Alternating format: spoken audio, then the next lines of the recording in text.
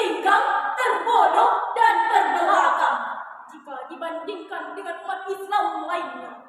Na'udzubillah, summa na'udzubillahi min dzalik.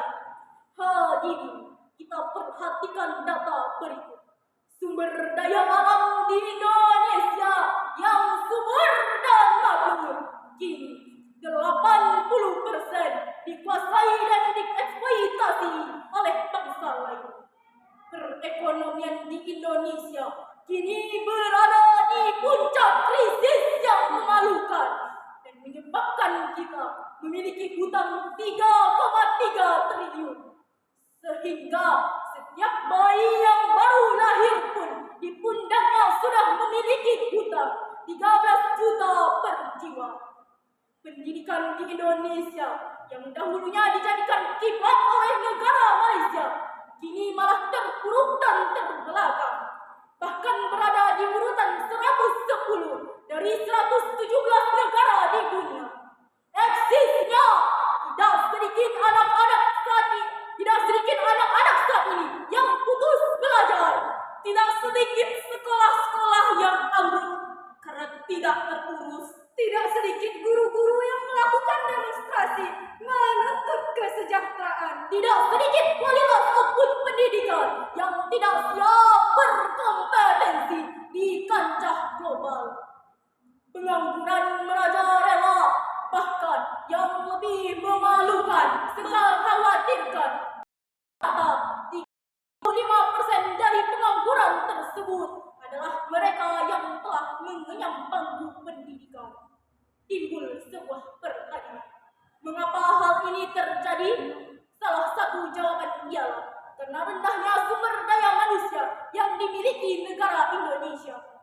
Oleh karena demikian, berdirinya kami di sini akan mencoba menjawab sekaligus menyampaikan syarahan yang berjudul mempersiapkan sumber daya manusia di era global, sebagaimana yang digambarkan oleh Allah Subhanahu wa Ta'ala dalam Quran surah An-Nisa ayat 9 yang berbunyi,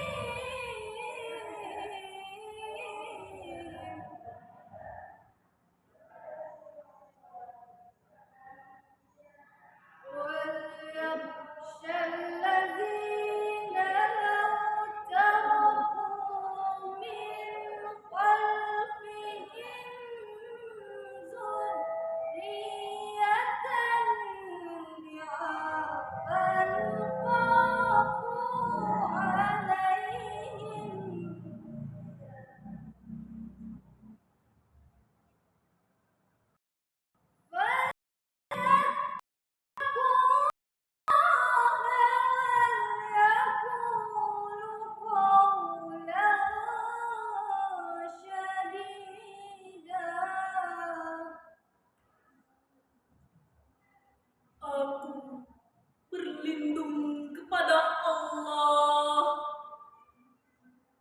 dari godaan syaitan yang terkutuk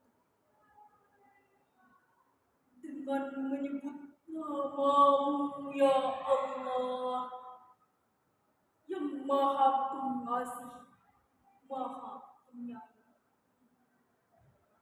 Dan hendaklah takut kepada Allah orang-orang yang sekiranya mereka meninggalkan keturunan yang lemah di belakang mereka, yang mereka khawatir terhadap kesejahteraannya, dan hendaklah mereka berbicara dengan tutur kata.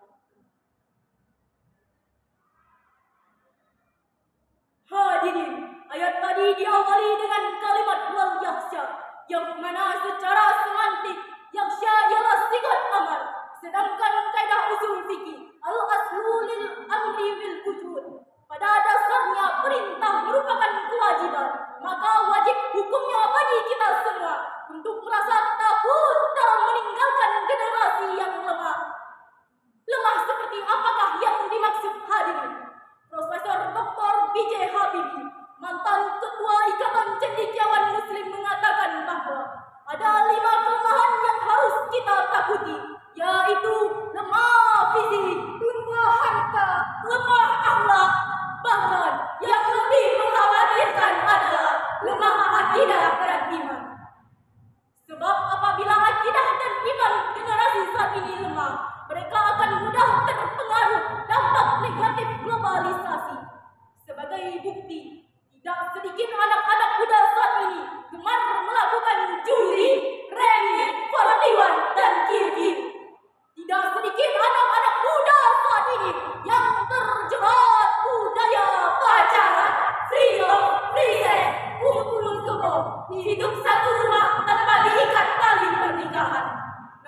Na'udzubillah, tsumma na'udzubillah min dzalik. Itulah hadirin dampak negatif dari sumber daya manusia yang lemah. Lalu bagaimanakah Islam memandang hal tersebut? Allah Subhanahu wa taala telah berfirman dalam Quran surah Al-Maidah ayat 11 yang berbunyi, Allah Subhanahu wa taala berfirman dalam Quran surah Al-Mujadalah ayat 11 yang berbunyi,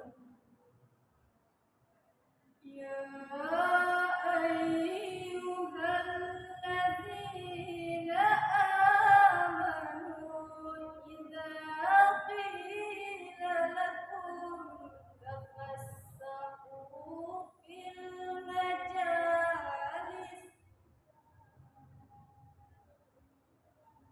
إذا قيل لكم تفسحوا في المجالس فافسحوا يفسح الله لكم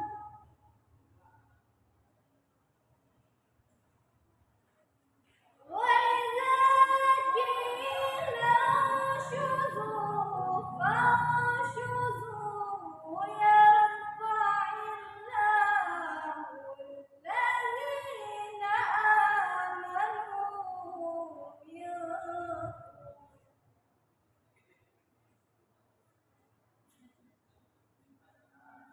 والذين أوتوا العلم درجات والله بما تعملون خبير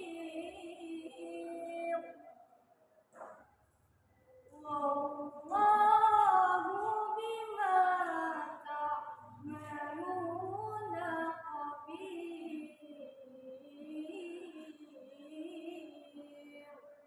صدق الله العظيم.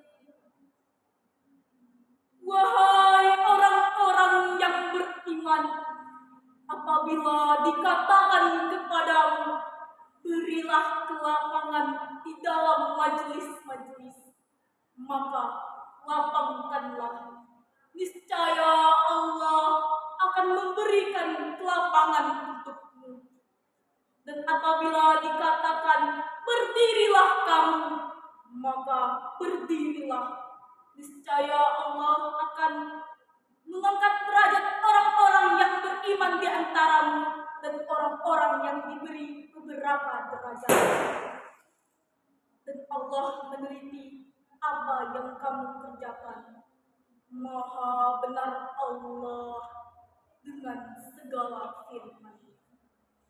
Bila sumber daya manusia yang diinginkan oleh bangsa ini adalah yang memiliki iman yang kuat dan ilmu pengetahuan yang mantap, maka kita bukan hanya saja dituntut untuk mencetak sarjana-sarjana pintar, teknokrat brilian, politikus cerdas, akan tetapi kita dituntut untuk mencetak individu-individu yang beriman, serta insan-insan yang memiliki ilmu pengetahuan yang mantap.